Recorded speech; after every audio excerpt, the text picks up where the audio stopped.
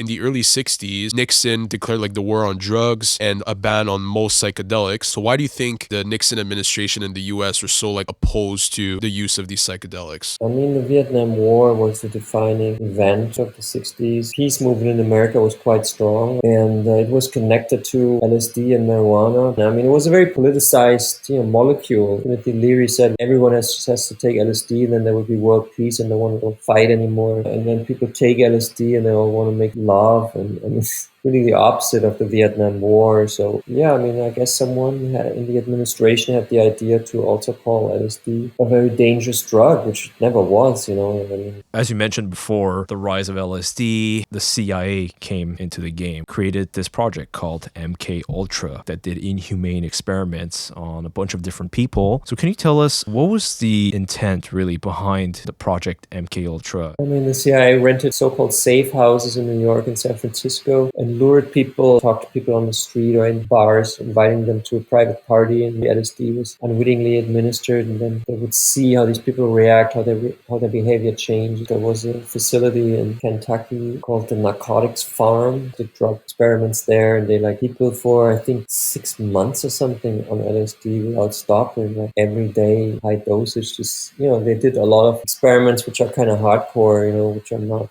very healthy to go through. So they're quite cruel experiments, actually. They're violent experiments. Welcome to Curiousaholic, the show where we question the past and imagine the future. Today, we had the privilege of speaking to Norman Ohler, a German writer best known for his book Blitzed, Drugs in Nazi Germany. But today, we decided to talk about his new book called Tripped, Nazi Germany, the CIA, and the Dawn of the Psychedelic Age, where we go deep into the history of LSD and how the CIA weaponized the use of this drug in order to conduct some inhumane experiments on unwitting people. So if you are pretty sensitive to this kind of topic, just be wary because some of the experiments we talk about today are a little bit dark in nature. So yeah, if you like this episode, make sure to leave a like, comment, subscribe on YouTube. All that engagement helps us grow the channel. You can also watch us or listen to us on all the other streaming platforms. And so yeah, without further ado, here is Norman Ohler. Norman, what made you want to research LSD, and did you have any personal motivations to learn about it, or it was just your curiosity that brought you into learning about it? It was a personal experience I had when I was 23 and when I was taking LSD for the first time in Lower Manhattan on a Saturday night without knowing what it was, and that experience was very strong and kind of stayed with me, and I didn't lose interest in LSD on a personal level. And then when I researched the Nazi drug book Blitzed, I found some stuff in the archives regarding psychedelic research, but I couldn't really figure it out at the time, so I had to save it for a later project. So my personal interest of LSD then connected with the history. I became interested in the early history of LSD and why it never became a proper medicine. Yeah, that's interesting. I know in the book you mentioned that your mom suffers from Alzheimer's. Was that also like a motivation for you to research? Not in the beginning, but then because I didn't know that LSD could help against Alzheimer, but during the research, I came across some papers, scientific studies that suggested that LSD microdose could help against Alzheimer because it stimulates the same receptors that Alzheimer degenerates. So I discussed this with my father and with my mother, and then my father asked, the question again: why is LSD not a medicine? It's supposedly good against dementia, for example, and that kind of led me to do deeper research. So the book, in a way, is also a presentation to my father what LSD is. And after I read the presentation, he was also willing to try it with my mother, on himself and on my mother in a microdose form, with actually quite good results, like cognitive enhancement of at least my mother. And my father, I'm not sure, because he doesn't suffer from Alzheimer's. He says he never feels anything. But when my mother takes a microdose of LSD, she feels it. Okay. So your mother has seen some benefits from using it, you said? Yeah, she can talk much better, and just her cognitive abilities are better, so she can read better. Like she didn't read for a long time until she took actually mushroom chocolate for the first time on Mother's Day. And suddenly she could read the paper again. And she's also more active and more involved with the rest of the world when she's microdosed. So she's in a better mood. It's for her, it's good. It seems to be working. Oh, that's good to hear. Yeah, I'm glad to hear that. Yeah, that's promising. It shows the It's potential. actually a miracle, but it's just one case. I mean, but obviously there's not one case. There's more cases, but I'm just familiar with one case. Because there's not enough studies yet, actually, to really scientifically. Otherwise, we would have a medicine already. yeah.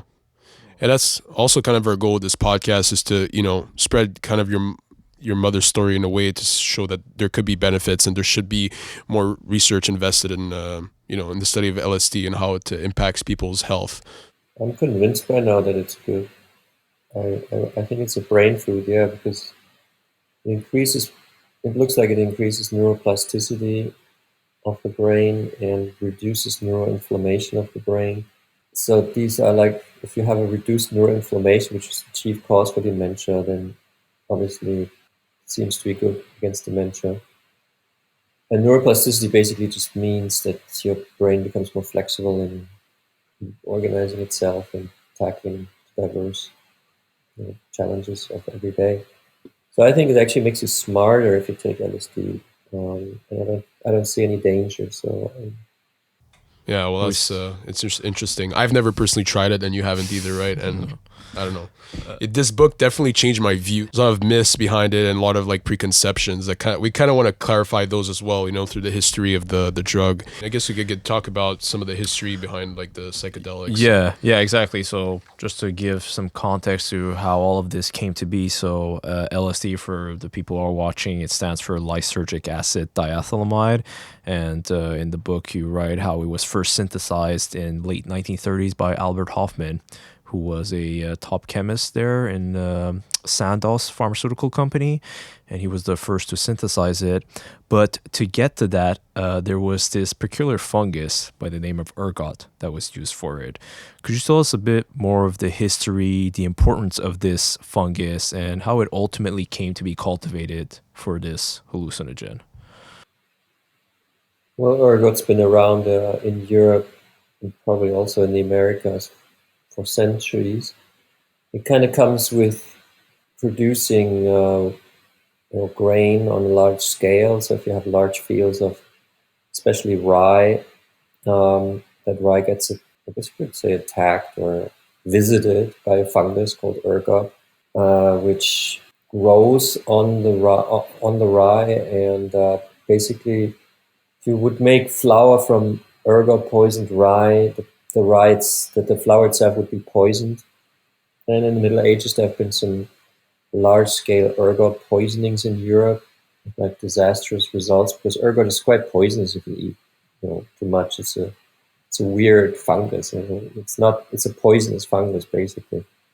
But it also contains. I mean, why is it poisonous? It contains certain very potent alkaloids, and one has been isolated for the first time in the Swiss lab and the Swiss company Sandoz that we mentioned by Arthur Stoll, who was building up the pharmaceutical department of Sandoz, which had been a producer of colors before. And then in 1917, they started expanding in the pharmaceutical branch. And Stoll thought that if it would be possible to isolate the potent alkaloid in ergot, then it could be possible to create powerful medicines, because then you could dose the alkaloid. And something's poisonous, it means something is potent, and if you take less of it, or if you modify it, or if you use it in a smart way, you could create a medicine from it, which he did. He created a migraine medicine, which was very successful. And then some other stuff all around ergot. So Sandoz basically was built on ergot. That became so intense that at one point, or so important to the company, that at one point they started cultivating the ergot. Mm-hmm. So before, for centuries, peasants had always been afraid that their rye might be poisoned by ergot. Suddenly Sandoz was buying up whole fields of rye and inoculating them in Switzerland with the ergot spores, and then the ergot grew, and then they could harvest it more. So they had a lot of ergot for their many, many products. And so they were also searching all the time for new products made out of ergot. So they were testing new molecules, and one of the chemists that tested these was Albert Hofmann. And he tested lysergic acid, which is an acid within the alkaloid of the ergot, and changed that into a diethylamide. And you have to be a chemist geek, I guess, to really understand what that means. But I mean, it sounds like kind of complicated, and it is. I mean, it's not ergot; it's something out of an acid out of the alkaloid that's then changed into a diethylamide, and that he thought that could be a stimulant because there was a nicotine acid diethylamide on the market. So it was just a different acid, not the nicotine acid, but the lysergic acid, which is the acid of the ergot. And they gave it to mice in the company, and the mice didn't really react much. At least they couldn't see it. So the report was the mice don't notice anything. So they thought it's not a good stimulant, and they shelved it. And only 5 years later, 1943, for some reason which is still mysterious, Albert Hofmann synthesized LSD again because he thought maybe there's still, he was just curious about the molecule. He could not explain it why he did it again. Because usually if some molecule is shelved, it's not being reinvestigated. We just look for new stuff always. But while he was synthesizing it again, another mystery happened. A small portion of lysergic acid diethylamide somehow entered his organism, maybe through vapors or through a wound. It's really strange, but how this happened. I mean, it's a good Swiss chemical lab, so in a pharmaceutical company. But I guess because LSD works in such small quantities, like in micrograms, you can already feel an effect. He felt an effect, and he became curious. And 3 days later, he synthesized it again to test it again on himself. And this time, he tested 250 micrograms of LSD, which he thought was such a small amount that he probably won't feel anything.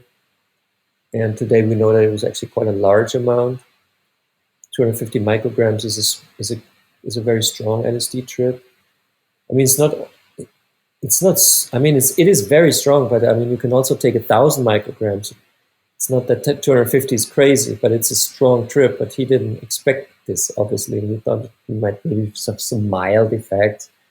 But suddenly he was tripping really hard without knowing, what tripping is. And riding his bicycle home on LSD and just having crazy experiences, and then writing a report to his CEO, Stoll. And then the two men kind of try to figure out what this stuff is and what the company could do with it. And I think Hoffman did say that like LSD came to him, right? Like it's not like he was trying to force it and force the discovery, but he just said at some point, like the discovery just kind of happened on its own. Well, I think he was mystifying himself as like, and also making give LSD this kind of almost supernatural, vibe that it would invent itself. I mean, basically, the company was inventing all kinds of medicines, and LSD was one of them. I think it was pure luck or pure chance that he synthesized also this weird lysergic acid diethylamide. I think it could also not have happened. I don't think that God or any force kind of brought LSD to the planet. I mean, LSD does have very strange effects because it can create spiritual experiences. So it is a very unusual substance, I would say. And I think also Hoffmann, obviously knew that and was, trying to figure out why he actually discovered this, why him, why them, so it's it's a weird story for sure. Yeah. And we'd like to, talk about a little bit more the scientists at the Sandoz company. So can you explain the relationship between, Stoll, Hofmann, and their teacher, Willstätter? Why are they like so influential in the origin story of LSD? Like, how did their relationship change over time, and how did they kind of start out in all this? Well, Willstätter was like the father of everything. He was the Jewish German founder of biochemistry, received the Nobel Prize in the teens of the 20th century. And he taught Stoll, who was his master student, that you could, gain powerful medicines from plants, which is, I mean, LSD is from a fungus, and fungi are not plants, but from natural, natural organisms. You could make strong drugs. That's Richtetter's, research, his life. So this is how this got Stoll started, and Hofmann. I don't think he ever met Willstätter. Hofmann was just a chemist who was then employed by Stoll to do the stuff in the lab. But the interesting thing is that there's another person coming into the game, and his name is Richard Kuhn, who was the other master student of Willstätter, and therefore also a close friend and collaborator of Stoll. And Kuhn was a German, and Stoll, being Swiss, having lived in Germany for a long time, speaking German, obviously had friends in Germany, among them not only Willstätter but also Richard Kuhn. So he shared basically his ergot research, and Kuhn also made very detailed suggestions how the ergot research could be going and what certain results meant. So Kuhn he was also an expert, in ergot. There's not so many, So if Stoll then discovers LSD, it was kind of natural for him also to talk with Kuhn about this. In 1943, at the time, however, Kuhn was deeply involved in Nazi research for biochemical weapons, and he developed sarin, which is the most deadly nerve poison. Um, so he was very interested in ergot, being this powerful agent that could work on that works on the mind. So Stoll, I think, told it to the wrong person, because once the Nazis started getting interested in LSD was kind of doomed, at least for a while, because then the Americans got interested, because the Nazis were interested, and the Americans found these test reports from the concentration camp of Dachau, where the SS made experiments with hallucinogenic substances. So basically, the American military and then the American intelligence, the CIA, only became interested in LSD because the Nazis had done psychedelic research that started them off. Yeah, and the relationship between Willstätter and Stoll definitely changed as the Nazis came into power, right? Well, I mean, Stoll was kind of an opportunist, but also he was a CEO of a company. So the Nazis, for example, the Nazis asked all the foreign companies in Germany after 1933, when they took over power, to remove the Jewish, workers, basically. But it wasn't a law yet, so you didn't have to do it. They just suggested it. It only became a law, I think, in 1938, after the uh, pogrom night in November 9th, 1938.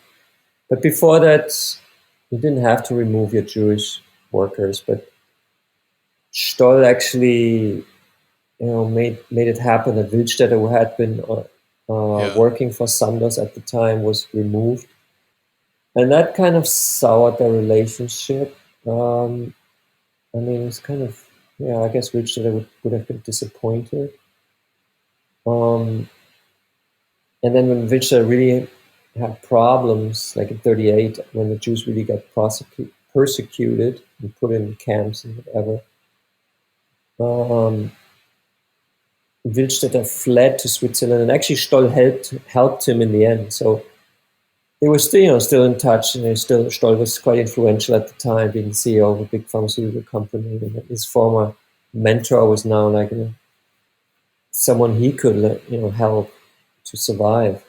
So he did, but I don't think they really became friends once Willstätter was living in Switzerland. He didn't move to Basel, where Sandoz headquarters was. He moved all the way to southern Switzerland, which is quite far actually from Basel. So he wasn't.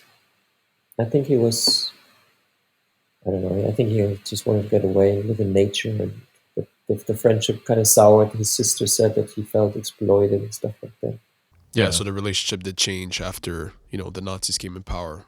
Yeah, his faith was kind of sad when we were reading there, because he got taken out of the Nuremberg offices in Germany, where it was one of the subsidiaries of Sandoz, and handed a contract by Stoll as everything that you create is our property, and so I guess he maybe felt taken advantage of, probably, and that depressed him.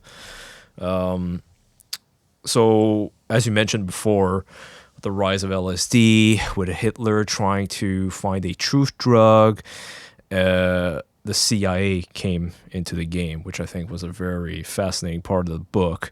And so, as we know, the CIA was created around in 1947, and then the then director Alan Dulles, he created this project called MK Ultra, this notorious project that did inhumane experiments on a bunch of different people, and he chose this fairly unknown chemist by the name of Sidney Gottlieb to lead it. So can you tell us, what was the intent really behind the project MK Ultra, and why was Sidney Gottlieb chosen to lead it? I mean, Gottlieb was surprised himself that he was chosen because he was Jewish, and all the higher positions in the CIA at the time were taken up by WASPs. So he was like an outsider. But he therefore became very dedicated to this project. It was even secret within the CIA. So it was like a special position that he had, and he really filled it with all his passion. And he became kind of obsessed with the idea of using LSD as a weapon. He could see, the reports that the American military gathered were evaluated by a Harvard professor, Beecher, who had been the drug advisor to the army, to the military, and his report on ego-depressant drugs, as he called it, landed on Gottlieb's desk, and the report kind of hinted at possibilities of using LSD as a weapon to incapacitate a Soviet battleship, for example, or to spike the water supply of a big city. And so, Beecher said it could be used as a weapon somehow, probably, if we figure out how, and we should not let these questions go unexamined, because maybe the Russians are also examining how they could use this new type of warfare against us. So Gottlieb created this program, which was MK Ultra, where he did numerous unethical tests with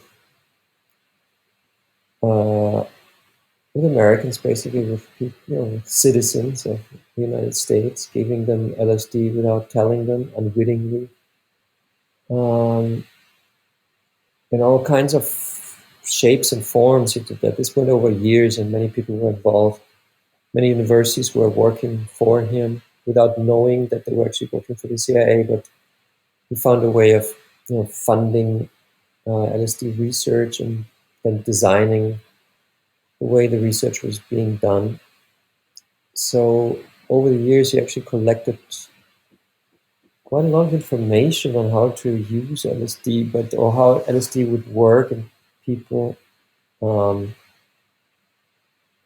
I guess he came to the conclusion that actually it cannot really be used very well as a truth serum at all. Actually, I mean, you can use it to throw someone off balance, but he wanted to find out more? Can we like really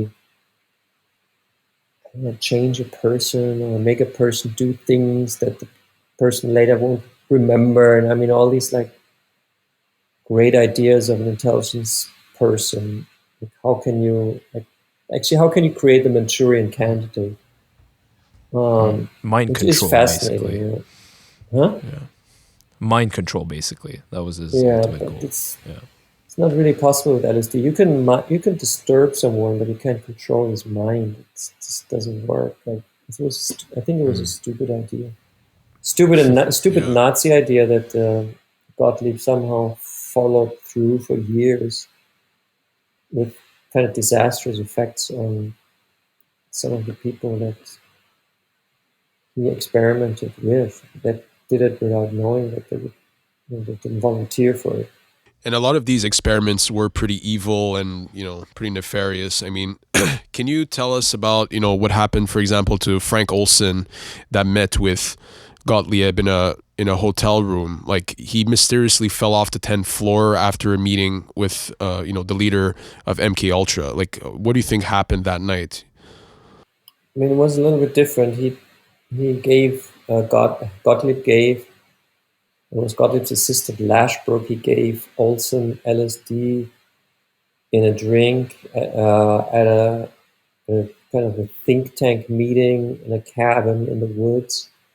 There were like a bunch of chemists and intelligence people, and they were discussing biochemical warfare basically, and like Godley wanted to try what happens if because this Olson guy had secrets, he had military secrets that he was not allowed to say to anybody, obviously, outside of his facility. So Godley wanted to test if I give him LSD now without telling him, could I then like break his will an hour later, and would he start talking? And Olson actually got quite paranoid. Like he really thought CIA is trying to like wash his brain now, and he thought that he's going insane and became depressed, and he then wanted to quit his job and then when the weekend was over, which was declined to him because he was carrying secrets. And then Gottlieb shipped him to New York to a psychiatrist, but somehow it didn't get better. And at night, Olson fell. At 1:30 at night, Olson fell while Lashbrook, who had given him the LSD, was in the same room, sleeping, or that's he claimed to be sleeping, and Olson crashed through the closed window. So he actually flew through the glass and then down onto the pavement and died. So it doesn't look like, I mean, he was not on LSD anymore. This was like a week later. So he was, he either went mad the week before on LSD and suddenly pushed himself through a closed window, or this is what most people believe, is that he was pushed by some CIA guy because he proved to be an insecure candidate. He was, because he turned against the CIA after this dosing with LSD. He said they're all trying to control me. I want to get away from this. So he became like a security threat. So I would think that someone just murdered him, but this is never, the proof has not been found. So it's like a mystery. So officially he committed suicide, but also later General Ford invited this Olson family to the White House and offered them $300,000 as a hush money, actually, you could say, like, Right. so they wouldn't go to court, because the CIA had at that time already admitted that they had dosed people unwittingly with LSD. So he was actually, the family got some money. But most people didn't die in these experiments. They just maybe had psychological damage, but most people never got any money, because also many people don't even know that they were part of this. Yeah, they were so, secretive about the whole operations. They were like unwitting in the experiments. Yeah. I mean, the CIA rented so-called safe houses in New York and San Francisco and lured people. There were agents, and they talked to people on the street or in bars, inviting them to a private party. And at the private party, LSD was unwittingly administered, and then they would see how these people react, how their behavior changes, and stuff like that. So, and these people might not even know, they think something crazy is happening. They go a bit insane, and then they leave again, and it stops again. So I guess people might just get very, it's challenging to experience something like that. So what you're referring to is Operation Midnight Climax, right? Yeah. Right. Okay. So can you elaborate a little more on that? So they were hiring prostitutes, right, and luring people into rooms, and then the CIA was like recording the conversations between, the prostitutes and the, basically the suspect, and then they were giving these people LSD to try to get some information out of them. Is that my understanding correct? Yeah, that's Operation Midnight Climax. They did that in San Francisco, in an apartment on Telegraph Hill. They didn't do it in New York. In New York, they just went to bars and picked up people. But in San Francisco, they used sex workers to, they collaborated with the CIA and got $100 on top of what they got from the client from the CIA to participate in these experiments. Yeah. Like, I guess what you mentioned earlier is that, like, some people didn't die in these experiments, but it's just like the intent behind them that's pretty evil in a way, right? Like controlling. Yeah, I mean, there was to, there was a facility in Kentucky called the Narcotics Farm. That was how it was called. It was like a rehab center, basically, but they also did drug experiments there, and they like put people for, I think, 6 months or something on LSD without stopping, like every day, high dosage. Just, they did a lot of experiments which are kind of hardcore, which are not very healthy to go through, even if you survive it, because LSD in itself is not poisonous to the body, but it would be quite stressful for the mind, and you might go insane if you have to take LSD every day for a couple of months. So they're quite cruel experiments, actually. They're violent experiments. Yeah, they were. Yeah. And one of them notably happened here because we're in Montreal, actually. Yeah, exactly.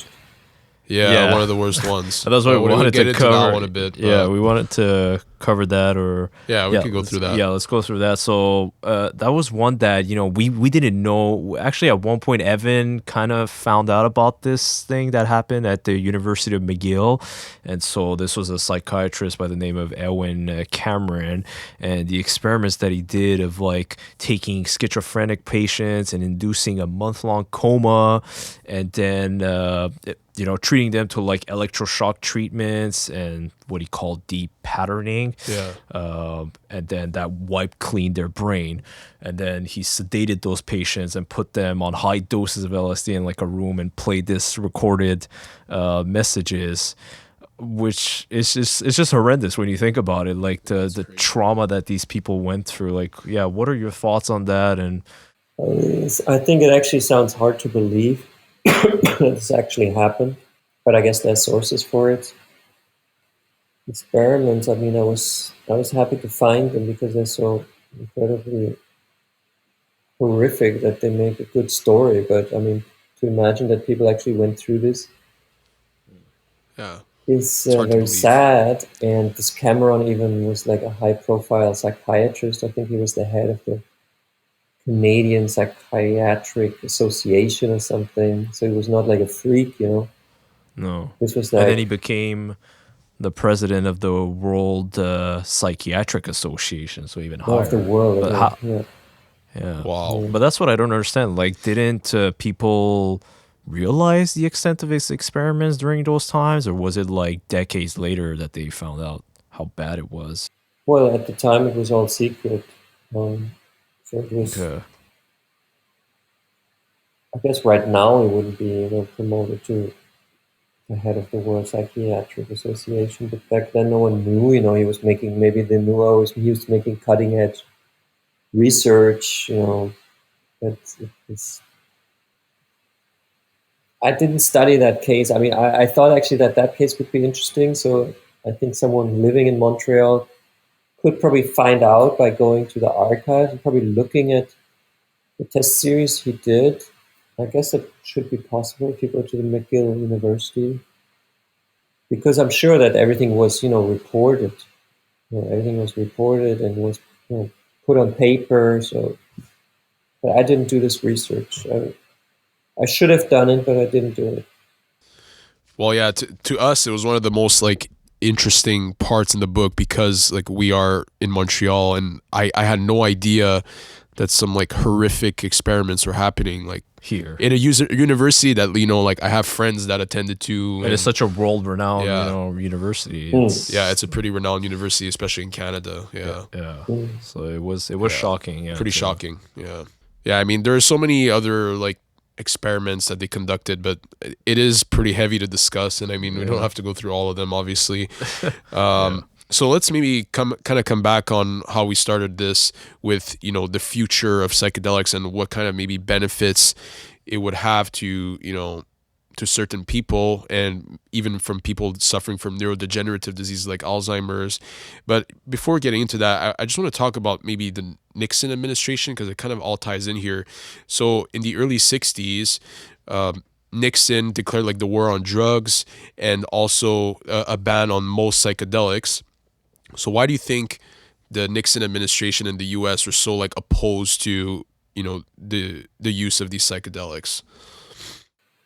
I mean, the Vietnam War was the defining event of the political event of the 60s, and the peace movement in America was quite strong. I mean, it was threatening, it was changing the way of life, of the American life.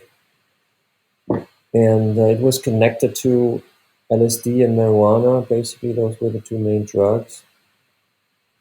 And Nixon was, leading the war and killing people. And for him, it was a very serious thing, obviously.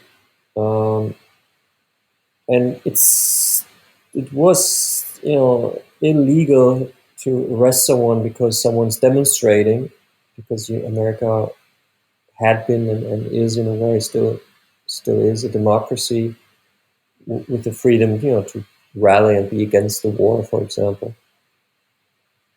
But I guess it got out of hand for the administration. So Nixon thought that this LSD is actually turning people on. I mean, it was a very politicized, molecule. Timothy Leary said we all just have to take, everyone just has to take LSD, and then there will be world peace, and no one will fight anymore. And then people take LSD and they all want to make love, and it's really the opposite of the Vietnam War. So, I mean, I guess someone in the administration had the idea to also call LSD a very dangerous drug, which it never was, I mean, but it was, the Nixon administration then labeled it as class 1, I think it's called in America, with no medicinal use, highly dangerous, even though it's not, it's not addictive, it's not physically, it's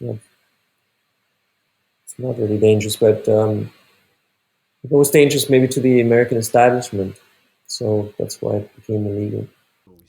And I know like a lot of people were getting turned on to LSD because of Timothy Leary, right? And he was kind of doing these experiments at Harvard and making some students take some of that drug. And he actually suggested that the entire population dose themselves with LSD in order to stop the war effort, right?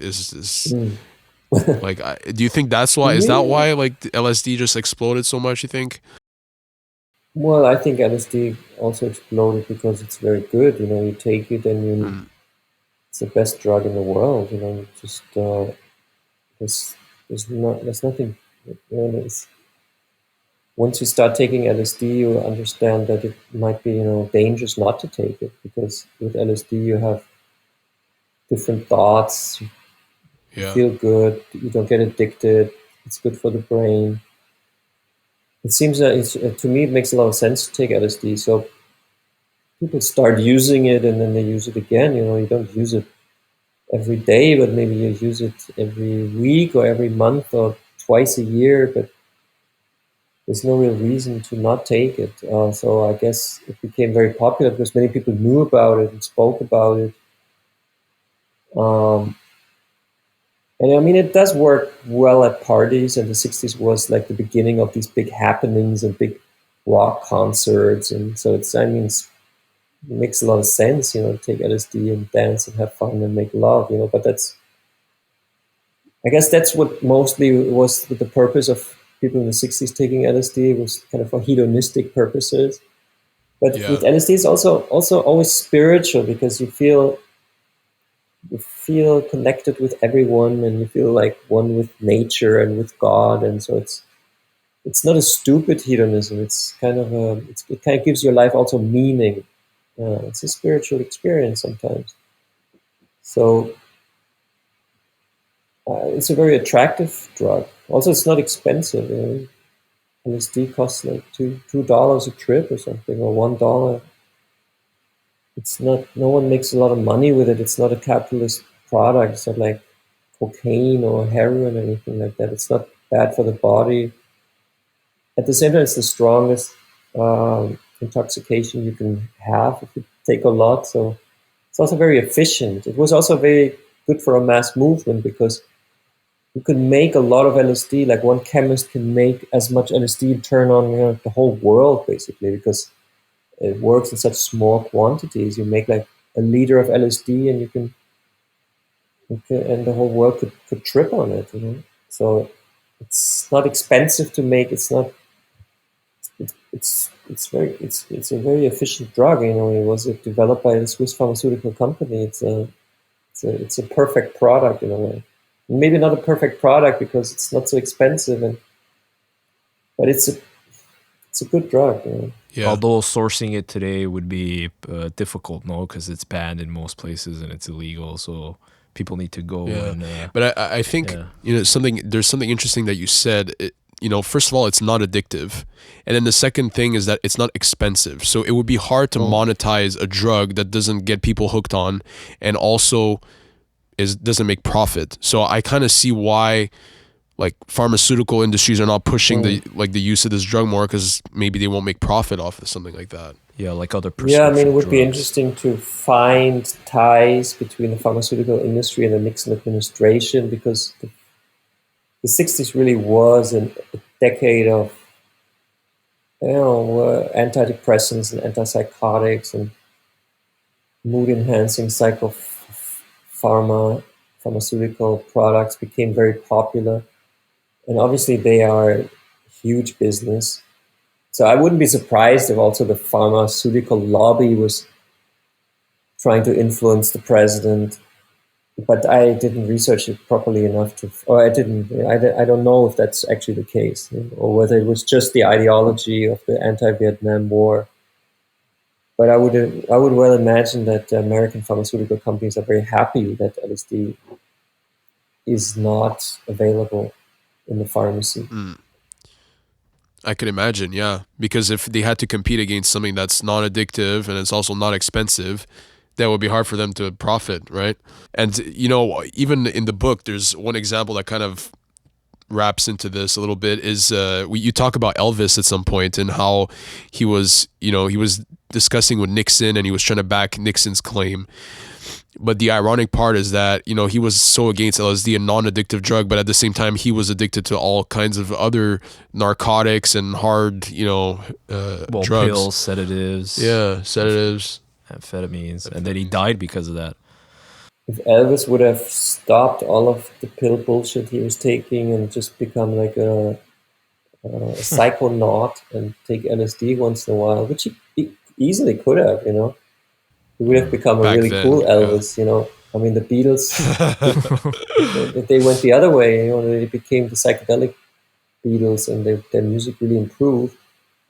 You can see like two phases of the Beatles: the early Beatles, which is also great, the Help and like all these old songs, but they're like, and then suddenly they take LSD and they become like completely different. They become these like crazy magicians and make much better music.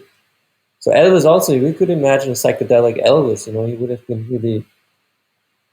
He might still live today. Because that stuff is the opposite of what he took, and he died from these pills. His doctor then lost his appropriation, his job basically. practice as a doctor anymore because he was like completely recklessly giving Elvis Presley countless uppers, downers, tranquilizers, sleeping pills, like all this shit you have to take if you have some kind of a mental health problems, which I guess Elvis had, or at least stress, depression maybe, who knows. But I think he just got caught up in this pill, because the pills, you try to optimize your performance, but they're just very heavy on the body, and you can actually die from them like Elvis did. I wanted to ask, like, LSD compared to other types of psychedelics, some that come from mushrooms, right? Psilocybin and others. Does it have a particular distinction between how it affects the mind? Like, should some consider LSD over other psychedelics? How does it differ in your mind? Well, basically, there are only three classical psychedelics which works very similarly. It's DMT, LSD, and psilocybin from the mushrooms. And they say that DMT is even more potent or more interesting, but I mean, it's hard to say. What I have learned is that the LSD molecule is more complex than the psilocybin molecule. So the LSD molecule kind of touches the brain in more areas, or more. It's the more complex, more interesting molecule for our brain. Like, more happens. Psilocybin is a bit more simple, but has very similar effects because they use they dock on the same synapses.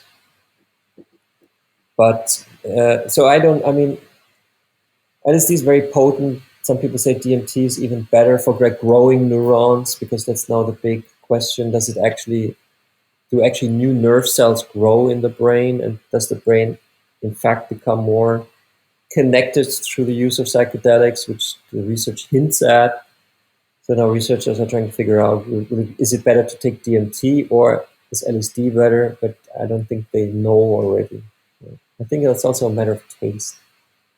But many people, take DMT, like take ayahuasca. Oh, yeah, that too. Yeah.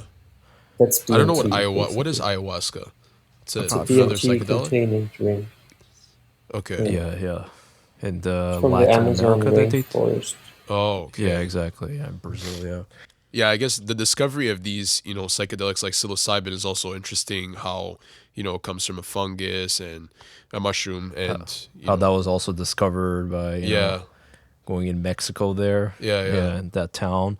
But regarding, like, taking psychedelics, right? We're talking about a lot of the positives here, but, what are the, bad effects, or, people going on bad trips? How should people know, if they are interested in trying? How would they know that it affects them good or bad? Well, I mean, I'm not advocating anyone to take it, actually, because that would be irresponsible, since there's no really guideline how to use them. Like, there's no patient information leaflet. If you get black market LSD, you basically don't know what you are having. You don't even know how many micrograms you just received. So it's, someone might say, oh, this is 100 micrograms, but you don't know if it's true. If it was a package, you would, say each pill has 100 micrograms, then you would know it's true. So it's kind of hard to use it. That's why it's also dangerous to use it, because maybe you are inexperienced and then someone gives you a tab of LSD that has like 1,000 micrograms. It would be very strong. It might be too strong for you. Like, my first trip in Manhattan was actually too strong for me, so I thought I would go insane, because I didn't know what LSD was, and I didn't know it would end. I thought that some switch in my brain had been, switched to something that it would never go back. I would always see strange, things, because reality looked very different for me on that first trip. So it's very risky to take it, but I think also it's possible to minimize the risks. For example, if I would always suggest taking LSD with a friend who has already taken it. So you would have like a guide. I think that's much better than doing it alone or doing it with another person has no experience with it.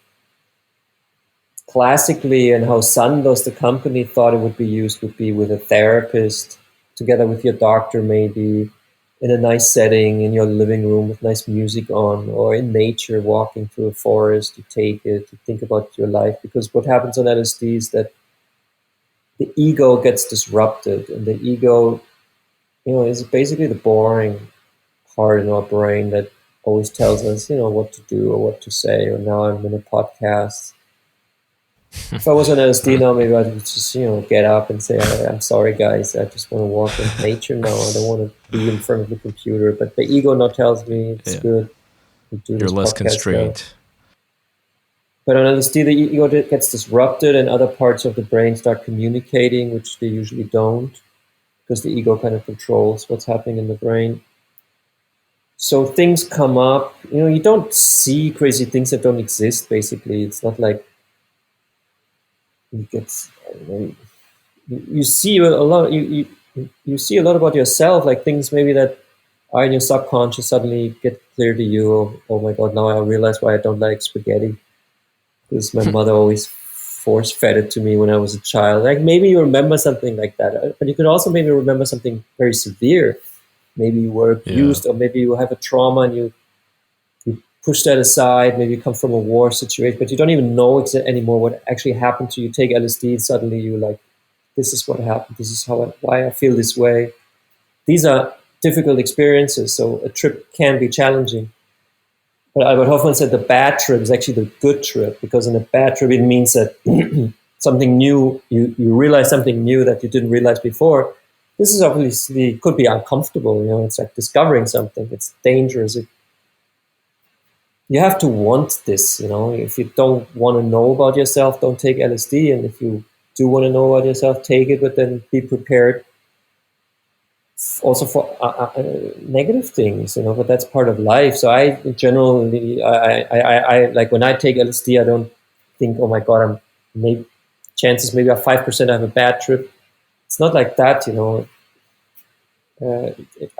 I think there is no bad trip really, but at the same time, there are people who have psychological problems or dispositions where maybe it's not good to take LSD. And I think a psychiatrist should advise on that. Like if you are, if you suffer from paranoia, for example, like you take LSD, maybe you could have a paranoia attack or something like this. This is totally possible. So I think I think you have to know what you're doing in order to do it properly, and you have to inform yourself. And since it's not taught in schools, unfortunately, the government really is not taking care of its citizens in that case. They all tell us to buckle up when we drive a car, but they don't teach us how to use these substances, even though the substances exist and millions of people take them.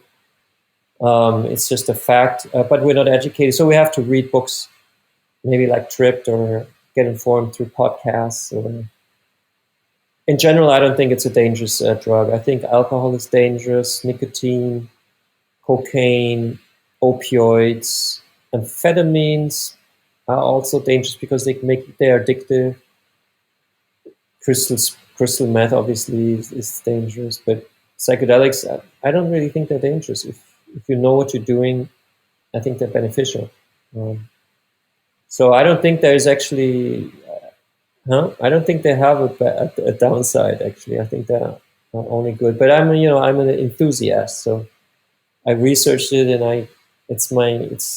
I'm convinced, because also I've used it a lot. Yeah. But it's a risk always, and whenever I take LSD, it's still a little. You never know exactly what's going to happen. Yeah, of course. It's like going on a trip, like just getting in a plane, and you don't know exactly if you land in on the Bahamas or in Greenland or maybe in Arkansas. You just don't know, and then you get out for a few hours, and but it's generally it's nice to take a trip. Yeah, I think it's an interesting perspective. Like for me personally, like I was always kind of stuck in that preconception that, psychedelics could be bad or they could, induce a bad trip. But reading your book actually kind of opened my mind to like understanding it and not just judging it by, its political history. Clearly there was a lot that we discussed today that definitely influenced people's view on it. So it's important to understand the history about things.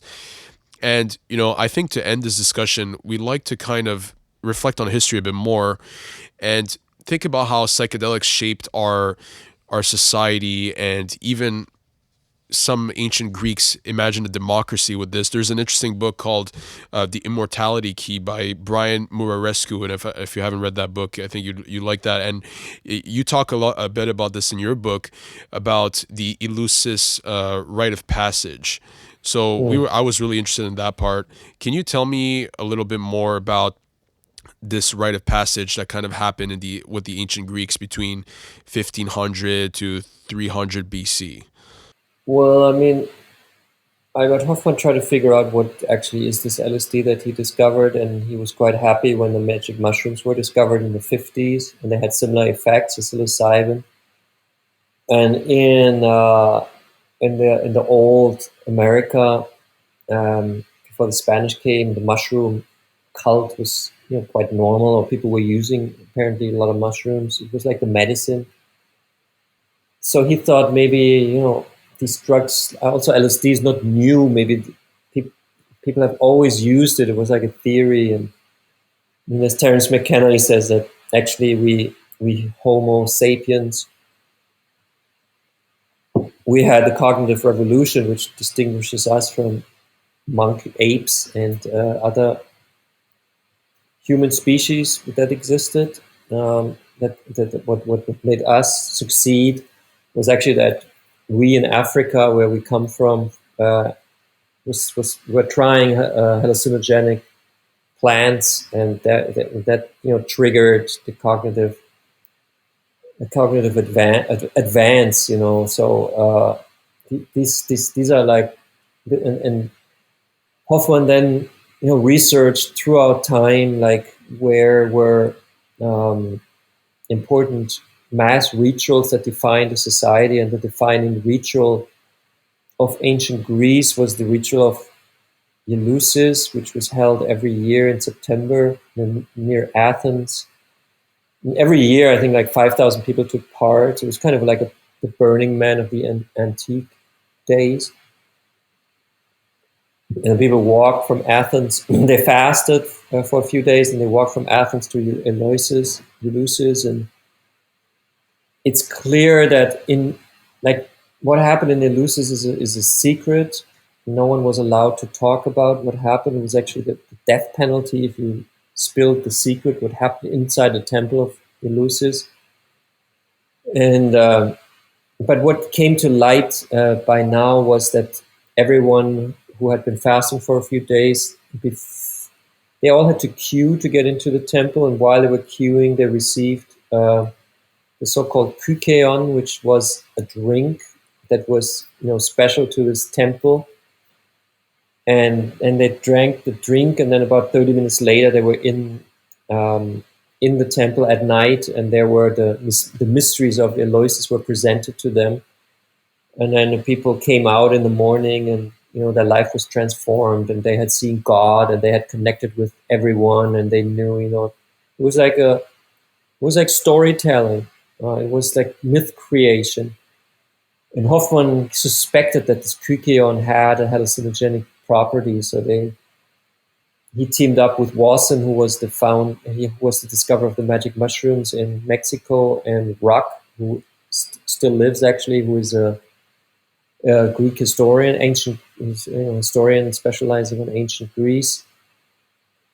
So they went down there and they looked at artifacts, and I mean, it was clear that drugs had been used in ancient Greece, especially opium. Demeter, the goddess of earth, she was the opium goddess. So that's proven basically that opium was important to the Greek culture. But it seems like that kykeon was not opium, but that it was probably already this ergot. So they tried to find proof that this ergot was already growing on the rye back then in Greece, in this area. And this book was written, The Road to Eleusis, that tries to prove that the defining ritual of Western civilization, which happened in ancient Greece in Eleusis, was actually LSD type, as ritual, which I could very well believe. It sounds credible, and I read the book, and there's a lot of evidence pointing that way. But there's no final proof. No one that lives now was there. It was never written that it was actually ergot.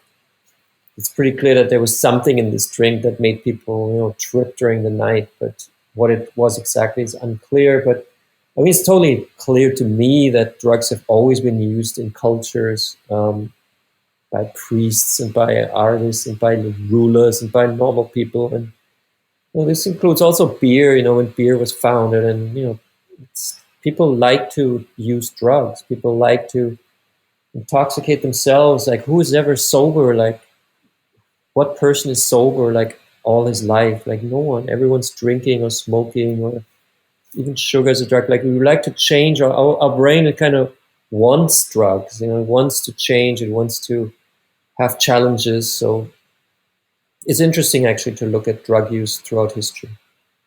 Yeah, it is. Of course, because we see how it influenced their minds, the ancient Greeks, and I guess that helped develop the democratic way of thinking, right? And so, as you were mentioning, just one of the final questions here, how the mind always seeks to use these different drugs or compounds. So, do you think that the human mind in its natural state is limited, and that we should maybe think about using certain herbs, fungi, or other psychedelic compounds to kind of expand the reach of our mind so we can, figure out new things, new meanings? Well, I think it's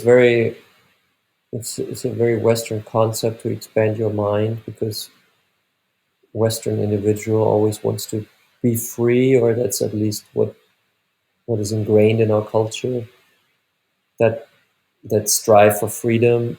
And it's totally absurd that the government puts up like a chemical Berlin Wall in our brains, trying to prevent us from crossing that wall into freedom or into self-experimentation. And it's just I, I mean, you could also imagine a government that tries to improve the intelligence of its people. Then you would really thoroughly investigate LSD and create like LSD programs or even rituals. I mean, you don't have to take LSD, but at least people should know what the effects are. And that's why we have a renaissance in this thinking, because people just don't stop trying to optimize their mind. It's, why would you? So even though it is not allowed right now to use LSD in most places in the world, I mean, there are some exceptions. I think Australia just legalized it for therapeutic use, and in Switzerland also you can get LSD for therapeutic use. I think psilocybin in some states in America, but I'm not even sure. But still, people, self-experiment because these substances are just too interesting. I cannot imagine my life without psychedelics. It's not that I take them every day, but I think, of course, I'm going to continue using psychedelics until I'm old. And I think I'll actually get older by using them and stay fit. Albert Hofmann, the discoverer of LSD, used LSD and psilocybin all of his life, and he became 102, and he was still totally sharp when he was old, because it just does seem to stimulate the brain. It's like a brain food. So people will continue to examine this because people are always trying to optimize their life. And, so no, I don't think the mind is limited. I think we're just at the beginning of expanding our mind. Mm-hmm. Yeah, interesting stuff. I mean, thank you so much for coming on, and we'd like to just give you, the chance to tell everyone where they could find your book, and tell them where they could find you on social media and all that good stuff. Well, I think people should just use psychedelics instead of social media, but I actually do use Instagram, and you can follow me at Norman Ohler, one word. You can check out my website, normanohler.com. And you can buy the books, and I don't actually care where you buy them. Obviously, it's better in your local bookshop. That's what I always hear. It's better. So buy Tripped in your local bookshop, and learn more. Well, thank you for coming on. We appreciate it. It was a great conversation. Thank you too. Have a great day.